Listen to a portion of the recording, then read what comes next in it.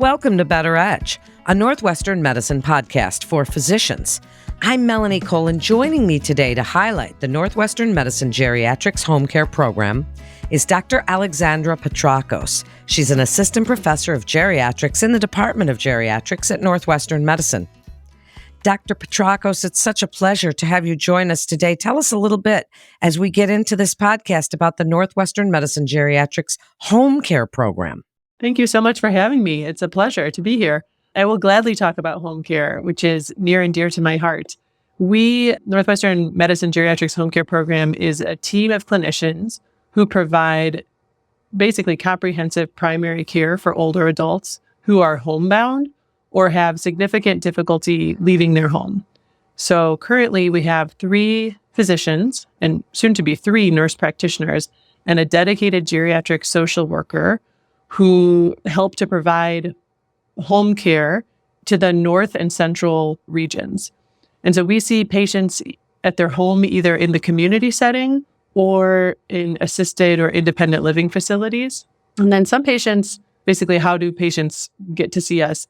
Some patients have heard of our program, either online or through word of mouth or some co-residents at their facilities, and have reached out to inquire. Sometimes we get referrals from our clinic or hospital colleagues. Basically, we're always happy to see if a patient will be a good fit for our program. And we do that through an intake process with our social worker. Because home care is such a limited resource, we do prioritize seeing people in the home who have difficulty with their basic daily activities like bathing or getting dressed or ambulating to increase access to care for those patients who are effectively homebound. Such a big need. I mean, really all over the country. This is one of those things because geriatrics and home care specifically is so important for that independent quality of life, that really feeling for someone that they're in a place where they are comfortable. Tell us about some of those specific services, because you were mentioning the different people that are involved, but what services? You even mentioned bathing and homebound. So tell us about those. Yeah, absolutely. So I kind of already mentioned we provide primary care. We come into the home, do an interview, do a physical exam, we check vitals. We can do some simple wound care ourselves. We can coordinate having lab work drawn at the home, including blood work and urine studies. We can coordinate having home imaging completed, mostly including x-rays and ultrasounds. We coordinate very frequently with home health agencies who provide kind of more frequent home nursing visits, wound care, various therapies, physical therapy, occupational therapy, cognitive therapy, or swallowing therapy, sometimes even in-home counseling. These home health agencies are wonderful. We can also request home health aides, home health social workers, other various team members who can come to the home. In addition to home health agencies, we coordinate with home palliative care agencies. I have a home dentist that I refer to, home podiatry. Those are most of the specialists that will try and come to the home. And then some of us can also do certain gastrostomy tube exchanges or like a feeding tube exchange. We can do that in the home. Essentially, we try to do as much as we can, as much as we're able to in the home, with some limitations of how much equipment. We don't have access to all kinds of testing equipment, but we do as much as we can in the home. In addition to all of these kind of outside services that we provide and that we try to coordinate, our geriatric social worker is invaluable because our social worker is able to help connect patients with community resources, especially let's think about patients who might have cognitive impairment and have, their loved ones are their full-time caregivers. Our social worker does such an excellent job of providing caregiver support resources, connecting them with the Department of Aging to see if they qualify for caregiver hours or homemaker services or transportation services. And that becomes incredibly important for our homebound patients and for our home care patients because that access to care is limited for whatever reason that they have a hard time getting out of the house, whether it's cognitive or mobility. I'm just very grateful that we have a dedicated social worker who can help us connect our patients with resources in the community as well. That is such a comprehensive approach for seniors living in their own homes. Now, you mentioned so many specialties. Dr. Petrakos, how do you coordinate that care with hospitals and all those healthcare providers? How do you get everybody to show up? And even when you mention things like podiatry and physical therapy and OT, that's a lot of coordination. Yes, we spend a lot of time coordinating care. So I appreciate this question. For me, thankfully, we have the ability to communicate within our charting system. So kind of practically, the way this works is after I complete a visit, which we utilize the electronic medical record just like you would during a routine office visit. So I complete my documentation, I put in all my orders, and then I literally just route my note to any provider who needs to be included. This is sometimes my Northwestern colleagues, sometimes non-Northwestern colleagues. I will update them with I'll kind of message them as indicated with any updates or questions to help coordinate care. I also receive a lot of communication from my Northwestern colleagues and from outside hospital providers about either visits like clinic visits or emergency department visits or hospitalizations. I will say frequently we have to kind of track down this information, which we're happy to do because it's important as the primary care provider to have a full idea of what's going on with our patients and to kind of gather all of that information. Since so many of our patients are truly homebound and have difficulty getting to any clinic appointment at all, I'm also very happy to coordinate getting any necessary testing done in the home to help my specialty colleagues who might be seeing our patients via telehealth. And so that's something that I'm frequently communicating with my colleagues about. FYI, I saw this patient. They have a telemed appointment coming up with you. If there's anything that I can do, if there's any testing you need that I can help get completed, please let me know. And so that way we can kind of work together to get these vulnerable patients who don't have the best access to care to actually help get done the testing and workup that needs to get done. I'm glad you mentioned telehealth because ever since COVID, that has been such an advancement that has really helped rural areas, people that are homebound. I think it's just a wonderful thing, and I don't think it's going anywhere. So I'm so glad that you mentioned it because especially for this population, I think that it's so important. Now, along those lines, doctor, how do you involve family caregivers in the care plan and decision-making process? I remember helping my 97-year-old father to use his iPad for a televisit because he couldn't figure it out. But this is one of those things where the family members can come in handy. Plus, they're also being caregivers. Yes, absolutely. I couldn't agree more. Telehealth is wonderful and here to stay. And our caregivers and family members and healthcare powers of attorney, and even the staff at some of these assisted living facilities, we rely heavily on these individuals to help us during the visit and help us coordinate care after visits. So I will say most often our home or assisted living visits are conducted with family members or caregivers present during the visit. And so we communicate with everyone. It's kind of an open conversation with everybody present at the visit.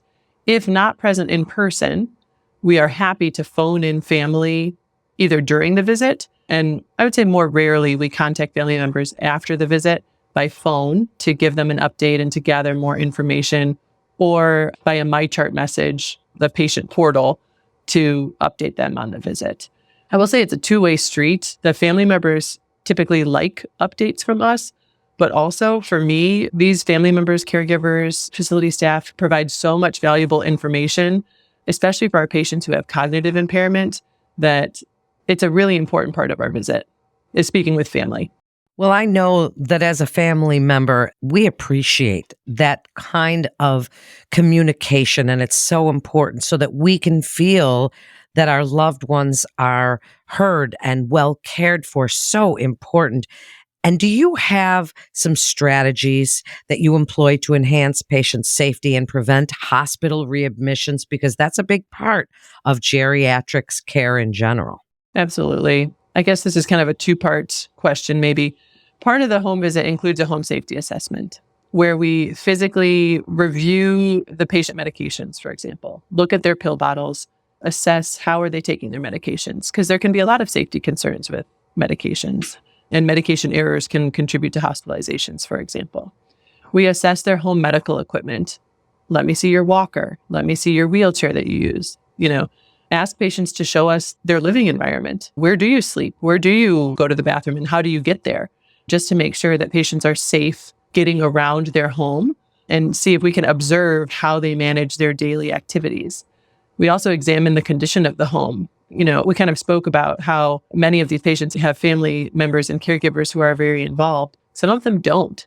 And some of them are having a harder time caring for themselves. And so I need to know, are they able to manage things around the house? Are they able to get groceries? And, I check the fridge to make sure that there's food that patients can be eating regularly and safely.